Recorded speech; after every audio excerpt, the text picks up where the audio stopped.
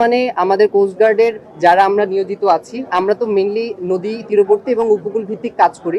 অন্যান্য সময় আমাদের যেরকম ভাবে আমাদের অপারেশনাল কার্যক্রম পরিচালিত হয়, ঠিক তেমনি ভাবে আমাদের বর্তমানে সবগুলো টিম আমরা মেইনলি ফোকাস করছি এই ঈদের মৌসুমটাতে, যেন ঈদের মৌসুমে আমাদের কোনো ধরনের যাত্রী ভোগান্তি বা এরকম তারা যেন নিরাপদে নৌপথে চলাচল করতে পারে। সাথে সাথে আবার এই সুযোগে আমরা যদি এদিকে একদম টোটালটা মনোনিবেশ করি, তাহলে হয়তো অন্যান্য অপরাধগুলো সংগঠিত হতে পারে, সেদিকেও আমাদের নজর রয়েছে। মানে এখন আমাদের মেইন ফোকাস যদিও নদীপথে নিরাপত্তা, তার পাশাপাশি আমাদের অন্যান্য অপরাধমূলক কার্যক্রমও যেন অন্য গোষ্ঠী সুযোগ নিতে না পারে, সে ব্যাপারে আমরা নজরদারি। সময় উপচে পড়া ভিড় হয় বা যাত্রী সাধারণের সমাগম বেড়ে যায়, সেসব প্রত্যেকটি লঞ্চ এবং ফেরি টার্মিনালেই কিন্তু আমাদের কার্যক্রম পরিচালিত হচ্ছে।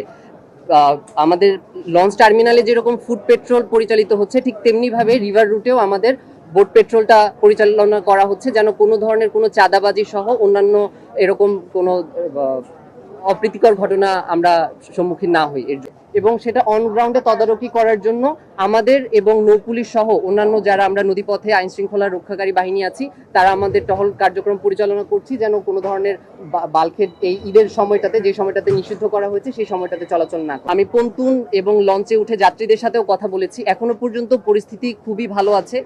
অন্যান্য বার যেরকম বিভিন্ন ধরনের আমাদের সমস্যার কথা আমাদের কাছে এসে থাকে, কমপ্লেন এসে থাকে, যে বাড়তি ভাড়া নেওয়া, তারপর চাঁদাবাজি, তারপর সময় মতো লঞ্চ ছেড়ে না যাওয়া, আমাদের সকল আইন শৃঙ্খলা বাহিনী বিশেষত কোস্টগার্ডের তত্ত্বাবধানে এখনো পর্যন্ত এইবার কোনো ধরনের কোনো এরকম কমপ্লেন আসেনি।